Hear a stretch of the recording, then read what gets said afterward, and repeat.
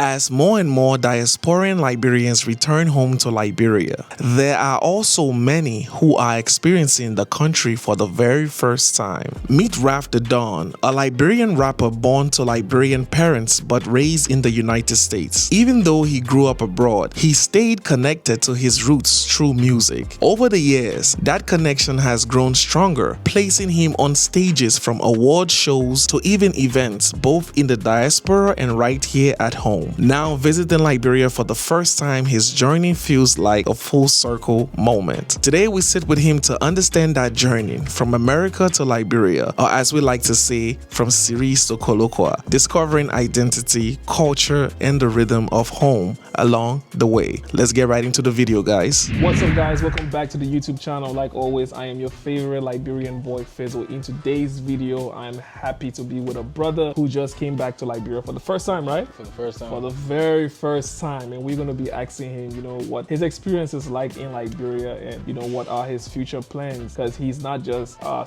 tourist visiting Liberia, he's also an artist. And this gone December, you have been on one of the biggest stages in Liberia. Yeah, From Big Juice season to Tidal Rave, did you? Yes, I did Tidal Rave, yeah. And then the All Liberian Music Fest, yeah. And then Bucky event. Yeah. That is crazy, that is crazy. But I will give you the platform to introduce yourself. What is your name? Where did you grow up? Where were you born and all of that? Definitely. Yeah. I go by Ralf The Don. Everybody knows me as Ralf The Don. Yeah. Yeah. My real name is Leon. Okay. A lot of people don't know that, but I mentioned that name in a few of my songs though. Okay. I was born and raised in Salisbury, North Carolina. Very small town, but it's a lot of Liberians there, I can't express the, you know what I'm saying? Yeah. Like that place, like when you come from there, it's like really a small town. So like the way I've blown up, as people would say, it's really a success for me. So like I'm proud of that. I'm proud of that. Okay, okay. But you've never been to Liberia before? Nah. So what made you want to come back? Honestly, the fans on TikTok, first of all, I've always wanted to come here, definitely. Like my grandma comes back and forth all the time. She always wanted to bring me, but I never really had the, at the time I was nervous to come, Yeah. I was a kid, so now that I'm an adult and whatnot, I figured let me come back and see the country for myself. And the fans on TikTok, man, I got a song called Scrapper. It blew up, and I saw it, and that's the first time I saw you. I saw you on TikTok. Yeah. Oma, remember that song from Pupu Daba Days? Now we on TV. Oma can see your son from Pupu Daba Days. Now we on TV. Diamond shiny on me. Water on my neck, call it rainy season. Yeah, man. When I saw it, I was like, who's this guy? And then somebody said, that dude has never seen Liberia before. Facts. So how you learn the Kolokwa then? Growing up in the States is it's not hard to learn Kolokwa. I grew up hearing Kolokwa everywhere, cookouts in the household. You just grew up hearing Kolokwa. It's almost as if I grew up here, but I didn't grow up here. You know what I mean? True. That's how that came about. But when you came back to Liberia and realized that not just you or people in your household that speak Kolokwa, it's a whole nation of people that speak Kolokwa. Well, how did you feel about it? Oh, from the time I left the airport and I started experiencing everything, I just felt at home. I'm it's just a big, you know what I'm saying? A big household. A big household. It's just very welcoming. Everywhere I go, I feel like I hear somebody speaking Kolokwa, it's I know this person or something like that just because they speak Kolokwa. That's nice. That's nice. But let's talk about your career for a bit, right? Definitely. What got you into music, and why did you even decide to, you could have said, although I'm a Liberian, but I was born in the States and I grew up there, so I might as well do music for those people. Right. Why did you decide that, hey, I will do music, first of all, and I will do it with my Liberian accent or with Kolokwa, or I would do it for my people? So growing up in school, I started off doing music because we would be at the lunch table during lunch, and we would be making beats on the table, and people would be freestyling and stuff like that. Or we would be rapping the hottest songs at the time. And I would be one of the guys who knew all the lyrics to the songs, and my friends would be like, man, you know this whole song, you might as well start making music as a, you know what I'm saying, as a joke kind of thing. So one day I was I took it into consideration. I'm let me actually make a song and see. So I made a song, took it back to school, and everybody liked it. They're like, you know what, this guy is actually good. So I just I stuck with it. I kept doing it. But at the time I was only making music for Americans. You know what I'm saying? I was yeah. making that, and Yeah. like it wasn't really going where I needed it to Yeah. at the time. So then, as I got older and my colloquia started to like perfect, Yeah, I should say, yeah. So I'm like, let me try to make like, you know what I'm saying, some colloquia music. I made the first one. It was like a little freestyle. Yeah. I posted it on like Instagram, TikTok, and stuff like that, and then like it went viral. Yeah. And like everybody was like, who is this guy? Who's this Yeah. guy? Yeah, you know what I'm saying, kind of thing. Yeah. So I just stuck with it. I'm like, I'm getting more attention from my people. So Yeah. let me stick on this side. But then as I was doing that, my other people are like, you just forgot about us. Like, Yeah. what are you doing? So I'm like, okay, how about I start merging it? So like Yeah. I start putting both into one, and everybody's like mind blown. Like, how can you switch like from colloquia to series so fluently? Like, it's just like, yeah. So that's kind of how that happened. True. Speaking about your career, since you've been back, have you have had the opportunity to, you know, probably feature some other artists, local artists here in Liberia? Oh yes, definitely. I got some records with Cruz, Okay. Nucci Meek, Nice. Naj. He's really fire. That's one of my Yeah, favorite artists. Naj is dope. Yeah, I've worked with a lot of people since I've been here. Yeah, we got a lot of. It's coming out soon. Okay. Yeah, I don't want to speak too much. On that. Yeah, you can't get in everything. Can't give them everything. Can't get in everything. Yeah. All right, man. So I know you feature a lot of artists, local artists in Liberia presently, but are we working on any big project like an album or an EP? Yes, definitely. Okay. Right now, me and Cruz, we're working on an EP, but I'm personally working on my second album. Okay. Yeah, I dropped an album this time last year, Mm. 2025, and it actually did way better than I thought it was going to do. Like, Really? Yeah, like While on platforms like Audio Mag, Apple Music. Spotify, all the above. Yeah, really. It was really because of the Scrapper song. When Scrapper blew up, people wanted to hear more. Yeah. They like, we need more of this. So like, I took my time and like dedicated one whole month to just like lock in, and I really that's did nice. it. So I did the same thing this year, and I'm ready to drop.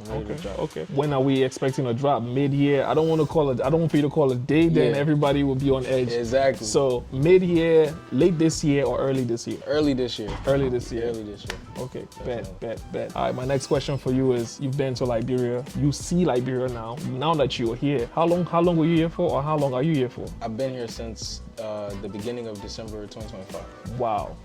So over a month plus. Yeah. Okay. How do you see our society and the people in it? I love the people here. Like, Do you think we're welcoming? very welcoming, very welcoming. Like I said, from the time I was at the airport and then left, like I felt like I was at home. Like what people told me about in the States, like it was nothing like that. Like, I just felt the vibe as soon as I got here. Like all my friends came to pick me up. It was Cruz. I don't know if you know Wicked Hendrix. Yeah, I know all Wicked of them. Hendrix. All of them were there. They just like welcomed me, and it was just good That's vibes. great. So, That's great. That's great. I just hope that nobody asks you for a small thing to the airport. They definitely did. They definitely The whole did. country running on small team. Everybody running on a small team. Okay. So any advice for somebody looking to come back to Liberia to settle, or people who are Liberians like yourself, but haven't visited Liberia or haven't seen the country for what it is? Right. I would say don't believe what you hear. Come see it for yourself. That's my advice to you. Like, come see it for yourself, because that's what I did. I came to see it for myself. I've been having a good time since I've been here. I haven't experienced anything like what people be saying. You know what I'm saying? Yeah. Stuff like that. Like, it's all good vibes, good people, good food. Good food. Yeah, The I told you guys here- the food is The crazy. food here is like the Liberian food in America and then the Liberian food here. Like, it's a difference. I promise you, it's a difference. It's like, you know what I'm saying? It's still good there, but here, It's very authentic. This is like from God to man. Yeah. Like I think I done gained like 20 pounds since I've been here. I don't wanna lie. Yeah, man. I think the only thing left for you to do now is to like explore the counties, because you know Liberia is not just Monrovia. Right. I was just asking Cruz, I'm like, have you taken him, other parts of Liberia? Yeah. We really haven't been like anywhere like extravagant yet, but like it's still in the works though, because I still got some time here. So like, I'm looking forward to going to those areas. Definitely. Have you at least visited some of the ecologists here? Yeah. I've been to Kokun. Yeah, If Kokon I'm saying is it right? in Marshall. Yeah, I've been to Kokun Lodge. It was really nice. I was not expecting that at all. Like, it was what? It was nice. Yeah, that's one of my favorite. I think on my list is Nimba and then Kokon. That's where I really want to go. I want to go to the new one. And I found out about that through watching you. That's Really? Yes, that's how I found out about it. And I was like, I gotta good. go to this place. That's Like, I good. told you I was. Yeah, that night you did tell me. Yeah. Guys, he literally told me that he knows about me through my YouTube video. That means a lot of people are watching the channel. Definitely. And with YouTube, you don't get to know who is actually watching. But there's a lot of people watching the channel. Everybody's watching. That's great. That's great. That's great. All right. So the next question I have for you is: you were here, you've came here, you've seen. Are we to expect another visit in the future? Definitely. I'm thinking on coming back like around maybe April. Yeah. But I do gotta go home, handle some things, but I want to come back by April. But definitely I will be December again. Okay. I'll be back in December. Yeah, December is popping. Yes, sir. I love December. I love December is popping. And you know the funny thing is, in every African country, December is when everybody comes home. You know? I noticed that about 2 years ago. Like everybody's always coming back, and I'm like, I want to be a part of that. So. Exactly. They call it Dirty December. Dirty December. Yeah. I don't know how dirty this one was, but you know. Yeah. it was pretty dirty. It was dirty. All right. So what is the future plan for, Ralf The Don? Where do you see Ralf The Don 5 years from now? 5 years from now, Ralf The Don. Honestly, fans might not want to hear this, but I won't be doing music for long. Like this is part of my plan. Like I have I don't want to speak on it too much because things just align how they're supposed to. In my eyes, that's how I see it. But I'll probably be doing music for another 2 to 3 years, and then afterwards I want to get into film production and stuff like that. Okay. I have this idea of creating a Liberian series and putting it on Netflix. I want to do that so bad. That is nice. Yeah. That is nice. And I've been in, I've had some conversations with some people and stuff like that. Yeah. And we're all on the same track because I'm not the only person that has this idea. So that's my goal, and then that's just another starting point. You know what I'm saying? Because when it comes to Liberia, I feel like there's not a lot out there about us. When West Africa as a whole, I just feel like Liberia is we're not where we should be. Exactly. Yeah, I don't want to put as us the down. oldest nation. Yes. We're not where we should be, and I don't like the fact that other countries may speak down on us or something like that. True. But we're gonna improve, and I want to be a part of the improvement. True. I like the plan because that's some of the things I do too. Definitely. So when I first started YouTube, I was living in South Africa, and when I checked online on YouTube about Liberia, the only thing I saw was Ebola, war, negative things, and I told myself how is it Nigeria where it's a lot of kidnapping, there's a lot of they still have positive things online about them, and it's just war. Every West African country did war, but how did it change their online presence that people are so attracted to them for tourism, music, and all of that? Exactly. So when I came back to Liberia, I decided to start a YouTube channel, and like you said, man, everybody watching now, and that's how you got to know. That's how I got to know you. Yeah. So I think we need more of it. This series that you're talking about is gonna do a lot. Definitely. It's gonna shine a lot of light culturally. Yes. And let people know, or let the world know that, Liberia is not just that country that had the first female president, first African female president, or, did a long time of war or had Ebola. Liberia is also a country that is vibrant, the culture, the food, especially the food. I can't stress that too much. Can't stress it enough. What? The food is crazy. It's nice here, you understand? Definitely. So, yeah. I like that idea. Any other plan?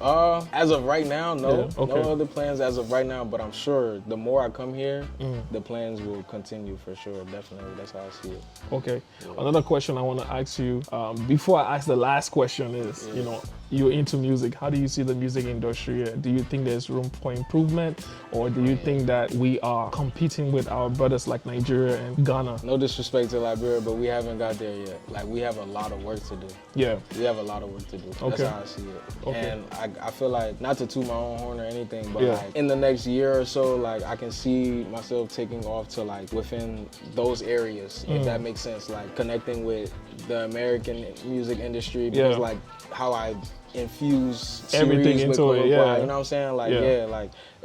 It's in the works. We got to start from somewhere, definitely. Yeah, and you have to have a plan, which of course you have a plan already. Definitely. That's great. That's great.